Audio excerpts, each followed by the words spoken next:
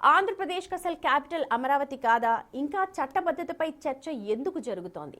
అసలు అమరావతిని కేంద్రం అధికారికంగా గుర్తించలేదా? దీనిపైన ఇటీవలే కేంద్ర మంత్రి పెమ్మసాని చంద్రశేఖర్ కూడా మాట్లాడారు. ఒకసారి ఆయన ఏం మాట్లాడారు విందాం.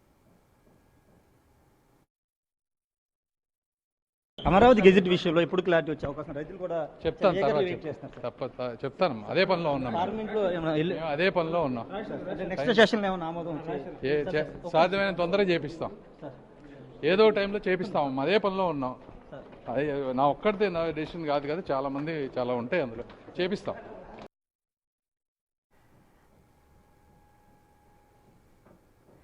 రైట్, నాగేశ్వర్ గారు విన్నారు కదా, పెమ్మసాని చంద్రశేఖర్ ఆ మాట మాట్లాడారు. అంటే అమరావతిని కేంద్రం ఇంకా అధికారికంగా గుర్తించలేదనుకోవాలా, ఏపీ రాజధానికి ఇంకా లేదు అనుకోవాలా, ఏంటి గందరగోళానికి ఏంటి కారణం? అమరావతిపై ఇంకా ఎన్నేళ్ళు ఈ కన్ఫ్యూజన్? ఇప్పుడు నాకు అర్థం కాని అంశం ఏంటంటే, చంద్రబాబు నాయుడు కొత్తగా ముఖ్యమంత్రి కాలే, 2014 నుంచి 19 వరకు ముఖ్యమంత్రిగా ఉన్నాడు. అమరావతిపై నిర్ణయం జరిగి 1000 కోట్లు ఖర్చు పెట్టారు.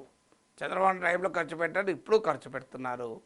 ప్రపంచ బ్యాంకు నుంచి రుణాలు తెస్తున్నారు, కేంద్రం నుంచి నిధులు తెస్తున్నారు. మరి అన్నీ ఉన్నాయి. ఇంకా అమరావతి పైన సాధ్యమైన తొందరగా చేస్తాం, అనేక అంశాలు ఉంటాయని మంత్రి అంటే ఏంటో అంశాలు? దానికి ఆన్సర్ అంశాలు ఏంటో చెప్పాలి కదా. అందరు అభిప్రాయాలు, ఎవరి అభిప్రాయాలు తీసుకోవాలి? జగన్మోహన్ రెడ్డి అభిప్రాయం తీసుకుంటారా? అంటే క్లియర్గా మోడీ ప్రభుత్వం అమరావతి విషయంలో సహకరించడం లేదు అనే అనుమానం కలగకపోదా? ఎందుకంటే కేంద్ర ప్రభుత్వం సుప్రీంకోర్టులో, మోడీ ప్రభుత్వమే సుప్రీంకోర్టులో ఇచ్చిన అఫిడవిట్లోనే స్పష్టంగా చెప్పారు, రాజధాని అనేది మాకు సంబంధమైన అంశమే కాదు. అప్పుడు జగన్మోహన్ రెడ్డి ముఖ్యమంత్రిగా ఉన్న సమయంలో రాజధాని విషయంలో పెద్ద చర్చ జరిగినప్పుడు బీజేపీ అమరావతికి అనుకూలం, మేము అమరావతియే రాజధాని, 3 రాజధానులకు మేము వ్యతిరేకమని చెప్తూ అమరావతి విషయంలో రాష్ట్ర ప్రభుత్వాన్ని తుది నిర్ణయము, కేంద్రానికి సంబంధము లేదు అని పార్లమెంట్లో అఫిడవిట్ ద్వారా ఇచ్చింది. ఇప్పుడు మరి కేంద్రం ఎట్లా మళ్ళీ రాజధాని పైన చట్టం చేయడం ఏంటి? మాకు సంబంధం లేని వాళ్ళే చెప్పినప్పుడు, కేంద్రమే చెప్పినప్పుడు ఇప్పుడు కొత్తగా మళ్ళీ మాట అంటే సుప్రీంకోర్టుకు పోతే మళ్ళీ సుప్రీంకోర్టు అడగదా, నువ్వు ఇచ్చిన అఫిడవిట్ ఏమైందయ్యా? సెంట్రల్ గవర్నమెంట్ అఫిడవిట్లో చెప్పింది కదా, మాకు సంబంధం ఉన్న అంశమే కాదు, ఇది రాష్ట్రం చూసుకుంటుంది. రాజకీయ పార్టీగా మాత్రం బీజేపీ అమరావతికి అనుకూలం. ఇది రాజ్యాంగం వేరు, రాజకీయం వేరు అని బీజేపీ నాయకులు టీవీ ఛానల్ వచ్చి చెప్పలేదా? ఇప్పుడు మళ్ళీ ఏమంటున్నారు? కేంద్ర ప్రభుత్వం చట్టబద్ధత కలిపి, అసలు చట్టబద్ధత లేకుండా 1000 కోట్లు ఎందుకు ఖర్చు పెట్టారు? చట్టబద్ధతకి ఇన్నేళ్ళు ఎందుకు పడుతుంది? ఇప్పుడు జగన్మోహన్ రెడ్డి 5 ఏళ్ళు విధ్వంసం అన్నారు కదా, మరి చట్టబద్ధత లేనప్పుడు ఆయన విధ్వంసమే జస్ట్ లెజిటిమైజ్ అయ్యే ప్రమాదం ఉంది కదా. రాజధానిగానే మీరు ఇంకా చట్టబద్ధత లేకపోతే మరి రాజధానిలో నిధులు పెట్టే వాళ్ళ సంగతి ఏంటి? రాజధానికి భూములు ఇచ్చిన వాళ్ళ సంగతి ఏంటి? ఫస్ట్ ఫేజ్ భూములు ఇప్పటికీ పట్టాలు ఇవ్వరు, సెకండ్ ఫేజ్ భూములు తీసుకుంటున్నారు. అసలు ఏంది గందరగోళం? అంటే విభజన చట్టంలో చేర్స్తేనే రాజధాని అవుతుందా?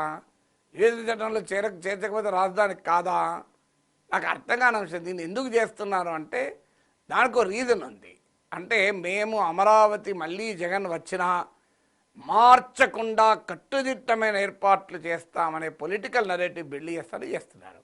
కానీ అది ప్రాక్టికల్గా నిలబడదు. ఎందుకంటే రేపు జగన్ నిజంగానే వచ్చాడు అనుకుందాం, అమరావతి మళ్ళీ ధ్వంసం చేద్దాం అనుకుందాం, అప్పుడున్న కేంద్ర ప్రభుత్వం అనుకూలం ఇస్తే మళ్ళీసారి కూడా చట్టాన్ని సవరణ చేయొచ్చు, ఏమైనా చట్టాన్ని పస్తాల సవరించవచ్చు, తప్పే అది. అందువల్ల ఇష్యూ వల్ల చట్టబద్ధత కాదు, ఇష్యూ వల్ల అమరావతిలో రాజధాని అవడమే కాకుండా ఐకానిక్ ఇన్ఫ్రాస్ట్రక్చర్, ఇతర ఇన్ఫ్రాస్ట్రక్చర్ కనుక చంద్రబాబు నాయుడు తన పాలనలో మిగిస్తే జగన్ కాదు, జగన్ సృష్టించిన జేజమ్మచ్చిన అమరావతిని మార్చలేడు. ఎందుకంటే దట్ ఈస్ ప్రాక్టికల్గా నాట్ పాసిబుల్. ఇప్పుడు హైదరాబాద్ను మార్చి నేను రాజధానిని సిద్దిపేట పట్టుకెళ్తాను కేసీఆర్ అంటే సాధ్యమవుతుందా? నేను మహబూబ్నగర్ పట్టుకపోతాను రేవంత్ అంటాడా? ప్రాక్టికల్గా సాధ్యమవుతుందా? సో అందువల్ల ఎందుకంటే ఒక సిగ్నిఫికెంట్ ఇన్ఫ్రాస్ట్రక్చరు వ్యవస్థలన్నీ బిల్డ్ అవుతాయి. సమస్య ఏంటంటే చంద్రబాబు నాయుడు 5 ఏళ్ళు అధికారంలో ఉన్నప్పుడు పర్మనెంట్ స్ట్రక్చర్స్ ఏవీ లేకుండా తాత్కాలిక భవనాలు నిర్మించి 5 ఏళ్ల పాటు గ్రాఫిక్స్ మోడల్స్ అంటూ టైంపాస్ చేశారు. ఇప్పుడు మళ్ళీ అధికారంలోకి వచ్చాక జాగ్రత్త పడ్డారు, అది జరగకూడదు అంటూ ఖచ్చితంగా 2029 లోపల మేము పూర్తి చేస్తామని మొదలుపెట్టారు. కానీ అందరికీ తెలుసు జరుగుతున్న స్పీడ్ ఎంత స్పీడో. రైతులకు ఇప్పటి వరకు పట్టాలు ఇవ్వలే. 5 ఏళ్ళు అప్పుడున్నారు, ఇప్పుడు ఏడాది దాటిపోయింది, 1.5 year అయింది. రైతులకు అసలు పట్టాలు ఇవ్వలేని స్థితిలో ఎందుకుంది ప్రభుత్వం అమరావతిలో అనే ప్రశ్నకు ఆన్సర్ ఉండాలి కదా. అందువల్ల ఇప్పటికైనా అమరావతిని రాజధానిగా మౌలిక వసతులు కల్పించి దానికి ఒక రాజధాని రూపం పూర్తి స్థాయిలో వస్తే జగన్ కూడా మార్చడానికి సాహసం చెయ్యలేడు. ఎందుకంటే అది పొలిటికల్గా కాస్ట్లీ అవుతుంది. అది చెయ్యకుండా కేవలము పొలిటికల్ నరేటివ్ బిల్డ్ చేస్తానికి చట్టంలో చేరుస్తారు. ఫైన్, చట్టం ఏమి రాజ్యాంగం కాదుగా, రాజ్యాంగానే 100 సార్లు మార్చారు, చట్టాన్ని మార్చుకోలేరా? జగన్ అనుకూల గవర్నమెంట్ కనుక కేంద్రంలో వస్తే మార్చుకోగలడు. So what is there in it? చట్టానికి ఏముంటుంది, పర్మనెంట్ కాదు కదా చట్టం. No law is permanent, constitution itself is not permanent. కాన్స్టిట్యూషన్లో ఉన్న బేసిక్ స్ట్రక్చర్ మాత్రమే పర్మనెంట్. ఏం రాజధాని అనేది బేసిక్ స్ట్రక్చర్ కాదు కదా. సో అందువల్ల అటు కేంద్రము ఈ మాట చెప్తున్నట్టుంది, ఇదేం గోలనయ్యా ఈ చట్టబద్ధత మీద ఎందుకు పడుతున్నారు అంటే, లేదు మాకు చట్టబద్ధత కావాలి, చూడు భూతం వస్తుంది అని చెప్పి అందరూ అడుగుతున్నారు, మళ్ళీ వస్తుందా అని. అందువల్ల జగన్ అమరావతి విధ్వంసాన్ని లైవ్లో పెట్టడం కొరకు ఈ అన్సర్టనిటీని కావాలని క్రియేట్ చేస్తున్నారు. ఇలా అన్సర్టనిటీ ఏముంది, అమరావతే రాజధాని, గెజిట్ నోటిఫికేషన్ వచ్చి నాకు ఇంకేముంటుంది, చట్టం ఏంటి, గెజిట్ నోటిఫికేషన్ మించింది చట్టం అయితే, చట్టం లేకుండా గెజిట్లో నోటిఫై అవుతుందా? అమరావతి అంటూ గెజిట్ నోటిఫికేషన్ ఇచ్చాక ఇక మళ్ళీ చట్టం చేసి నేను దాన్ని అందులో పెడతా, విభజన చట్టాన్ని సవరించి మళ్ళీ దాంట్లో అమరావతియే రాజధాని అంటారు. చెయ్యొచ్చు, రేపు వచ్చినట్టు డ్రాప్ చేయొచ్చు, ఏమున్నది. కాన్స్టిట్యూషన్లో బేసిక్ స్ట్రక్చర్ మినహా మిగతా దేన్నైనా మెడియచ్చు. చట్టం అయితే ఆ చట్టాన్ని మొత్తానికే తీర్పడేయచ్చు కూడా. చట్టాలు ఏమున్నాయి, చట్టాలు మనం చేసుకున్నాయి కదా, పార్లమెంట్లో మెజార్టీ ఉంటే సవరించవచ్చు. సో పక్కాగా అమరావతి కావాలి అని అంటే ప్రభుత్వం అటు కేంద్రంలో కూటమి వాళ్ళ ఫ్రెండే ఉన్నారు, కానీ ఇంకా ఇన్నేళ్ళు పడుతుంది. మీరు అన్నట్టుగా ఫస్ట్ ఫేజ్ అయిపోయింది, వాళ్ళకే ఇంకా పట్టాలు ఇవ్వలేదు. సెకండ్ ఫేజ్ కోసం కూడా మళ్ళీ వెళుతూ ఉన్నారు. ఇదంతా కూడా త్రిశంకు స్వర్గంలో వేలాడుతున్నట్టే అనిపిస్తూ ఉంటుంది. మీకు అనిపించింది, నేను త్రిశంక స్వర్గం అన్న పదం వాడను. ఎందుకంటే త్రిశంక స్వర్గంలో అంటే అర్థం ఏంటి అంటే భూమి మీద లేదు, ఆకాశం లేదు, మధ్యలో ఉందని. కానీ అది నిజం కాదు కదా. అమరావతిలో పనులు అవుతున్నాయి, అమరావతిలో మీకు ఈవెన్ ఐకానిక్ స్ట్రక్చర్స్ కూడా పనులు మొదలయ్యాయి. ఆల్రెడీ ఈ మధ్య అనేక బ్యాంకులు, ఇన్సూరెన్స్ సంస్థలు తమ హెడ్ క్వార్టర్స్ కొరకు పునాదులు వేశారు. త్రిశంక స్వర్గం నుండి ఇవన్నీ ఎలా సాధ్యమైతే చెప్పండి. త్రిశంక స్వర్గంలో ఉన్నవాడు భూమి మీద ఉండొద్దు, ఇక్కడ భూమి మీద జరుగుతున్నాయి కదా. అందువల్ల మనం అలాంటి ఆరోపణలు చేయలేము. ఒక పదాన్ని, కాన్సెప్ట్ను వాడినప్పుడు నాలాంటి విశ్లేషకుడు చాలా జాగ్రత్తగా ఉంటాడు. So that I don't agree with that. So Amaravati Trishanku స్వర్గంలో లేదు, అమరావతి గ్రౌండ్ పైనే ఉంది, గ్రౌండింగ్ అవుతోంది. అఫ్కోర్స్ ఆ పనుల్లో స్పీడ్ పెరగాలన్న తప్పలేదు. అమరావతి రాజధానిగా రావడానికి ఏపీ ప్రజలు ఇంకెన్నాళ్ళు వెయిట్ చేయాలి? కరెక్ట్, రాజధాని ఇంకా మీకు రావడానికి ఏంటి నాకు అర్థం కాని విషయం. అమరావతికి ఆంధ్రప్రదేశ్ రాజధాని అమరావతి కాదా? ఇంకా అమరావతి కాకపోతే ఏదండి రాజధాని?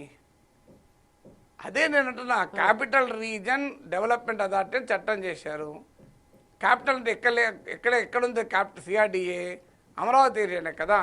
ఆంధ్రప్రదేశ్ రాష్ట్ర శాసనసభే క్యాపిటల్ రీజన్ అన్న తర్వాత ఇంకెవరు అనాలండి? నాకు అర్థం కాని అంశం. అమరావతి రాజధాని కాదు అని ఎవరంటారు చెప్పండి?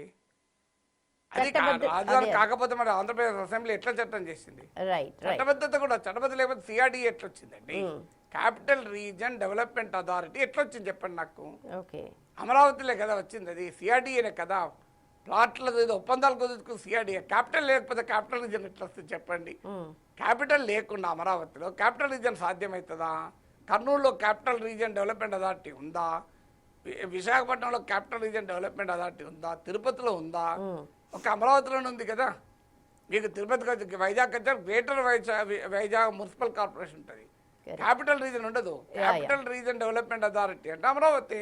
అందువల్ల ఆంధ్రప్రదేశ్ శాసనసభే దాన్ని క్యాపిటల్ రీజన్గా చట్టంలో చేర్చినప్పుడు ఇంకా చట్టబద్ధత లేదు అని ఎవరైనా అంటే అంతకన్నా అమాయకత్వం ఏమైనా ఉంటుందో చెప్పండి. పార్లమెంటు చట్టంలో చేర్చమని ఇప్పుడు అడుగుతున్నారు. పార్లమెంట్లో చట్టం అంటే విభజన చట్టం సవరించి అది ఎందుకు అడుగుతున్నారు? అమరావతి కొరకు కాదు, రాజకీయం కొరకు అడుగుతున్నారు.